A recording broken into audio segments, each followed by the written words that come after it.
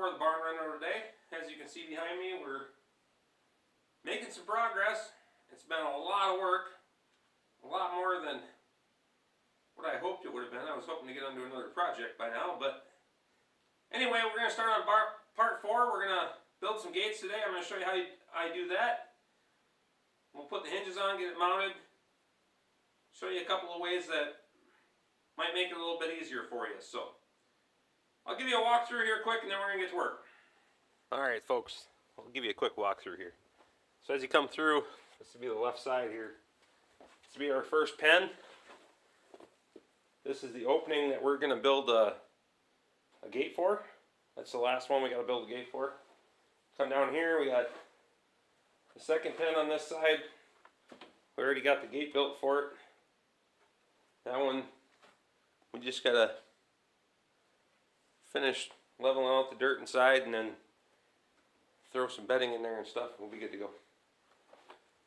This is the one of our alley gates, and I'll explain that system once we get it all put in there. We got our third pen in the back here. That one's pretty much ready to rock and roll. We got to replace the old janky gate at the back here. That's in front of the sliding door. Usually the sliding door is open, so we kind of, especially in the summer, we get a draft through or a breeze through here. Then we'll have a fourth pen over here. We already got the gate put on, as you can see. Got some stuff to clean out of there, but nothing that's a big deal. There's some straw in there, and that's going to get used for bedding in the other pens and things like that. This in the future could be a fifth pen if I cleaned it out, but for the time being, it's going to be used for storing fencing supplies. And it's a good place to keep them. They're in and out of the weather, like the corral panels and stuff like that. If I need them in the winter, we don't have to worry about them being frozen to the ground and things of that nature. So, as we make our way back up to the front here, this is another alley gate. There's an area over there in the corner you can see. It used to be where the Wendy kept all her horse tack and things like that. I don't have any interest in doing anything as far as horse tack and things like that go. The horses that are here are just going to eat grass and live out their happy lives. So we're going to get that cleaned up, put in some shelving. That way I have cattle supplies and things like that, and storage in here, a little bit of feed, things like that while the cows are in. So then we have a gate that blocks off the alley from that part. We're going to get that hung. So let's get to building the gate, get that put up, and we'll go from there. Alright folks, I'm going to show you the way I've been laying out these gates. It's pretty quick, pretty simple. These are going to be our cross pieces. I already pre-cut all these.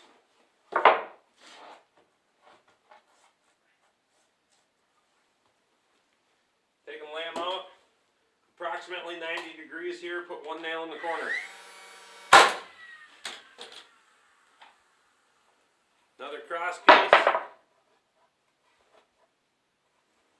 Again, one nail in the corner, and I'll explain that to you here in a second.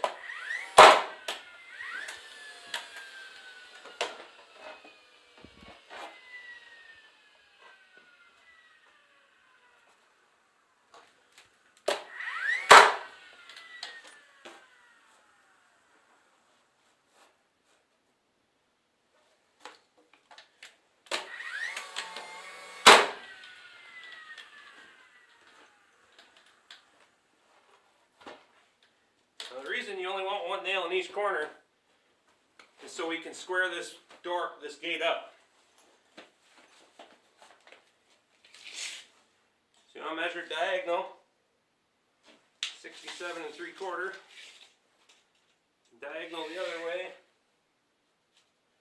67 3/4. Now if that was off, with one nail in each corner, I can shift that and square it out. So now that it's right,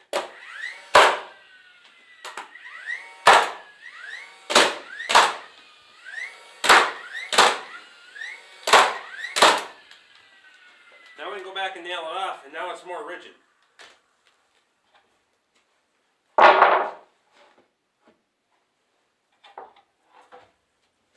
going to lay in our cross pieces.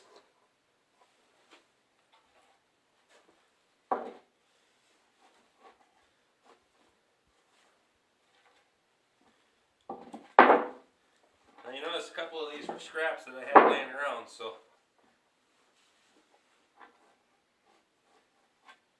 they come up a little bit short.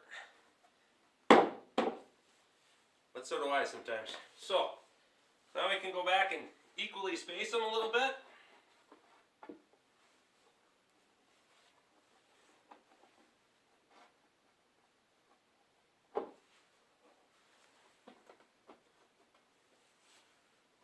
Just put a little bit of equal spacing in there.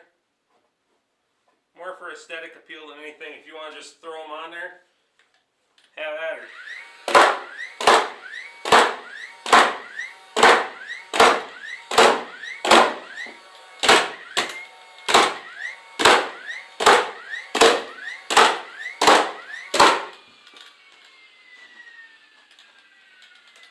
So that's the main part of the gate. We're going to flip it up, put the diagonal bracing in. I'll explain how we do that.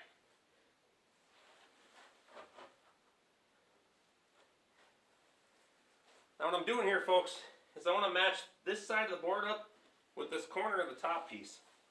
And vice versa down there. So I'm going to grab that camera again. I'm going to come in here and show you exactly what I'm doing.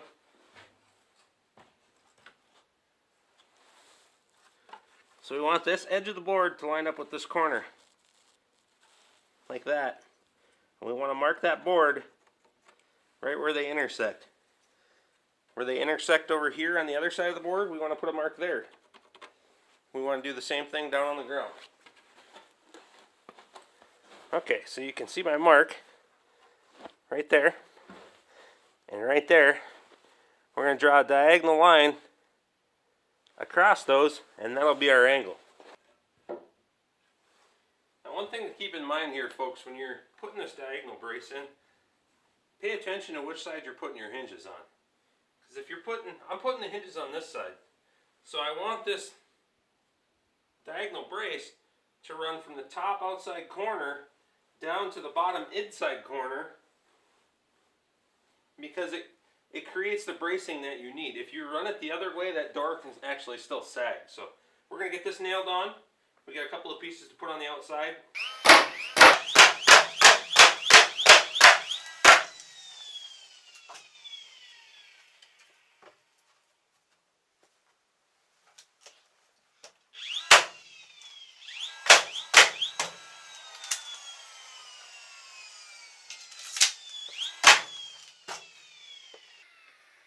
So putting this side piece in, we're taking the square end, we're setting it down on our cross piece down there.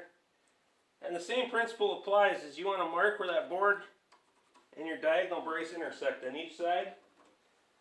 Draw a line across it, cut it at an angle, and it'll fit right in there. Alright guys, so like I said, that was a pretty quick way to build gates. It goes pretty fast. Like I had all the pieces pre-cut, so it made it a little faster, but even if you go pre-cut all the pieces, it only takes a few minutes. You can slap that thing together pretty fast. Like I say, just keep in mind on this diagonal piece, let me show you what I'm talking about. This diagonal piece, the hinges are going to be on that left side. Make sure your diagonal runs from up here on the top all the way down to your bottom inside corner. Otherwise, if you run it the other way, down here, that door can still sag because you're not using that as a diagonal brace, you're just using it as an aesthetic piece. And you'll also notice up here in the corner, I ran this all the way to the outside and then put this piece in. I just kind of like how it kind of locks everything together that way. That way if a nail breaks or something like that, you're still creating that wedge effect and holding everything together nice and tight. So let's throw some hinges on this thing and get it wrapped up. So for the hinges on this, we're using an 8-inch T-style zinc-coated hinge.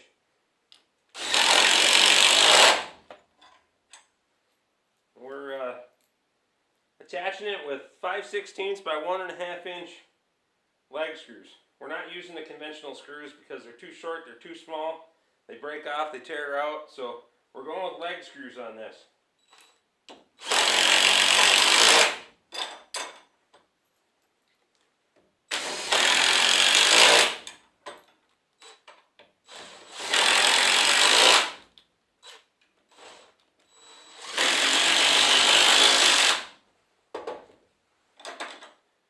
we got our hinges on.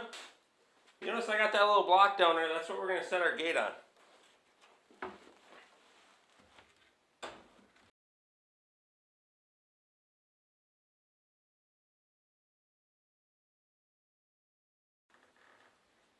We are going to drill pilot holes for these leg screws because we don't want them to split out.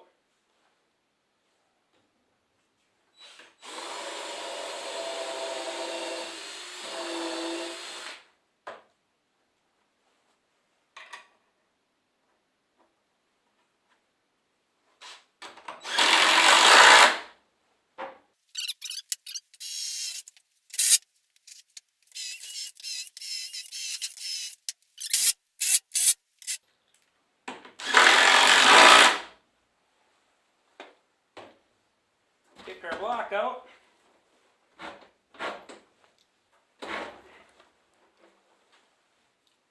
Get it off the block. There you go. We got a nice gate. Well, thanks for coming along today, folks. We got some gates built. We got those installed. We ran out of hardware, so we can't finish putting up gates, but I'll pick up the rest of that tomorrow. We'll get working on that. Hopefully wrap up this barn project here. Probably do a part 5 of it. And then we'll give you a walkthrough, show you how my gate system's going to work in here.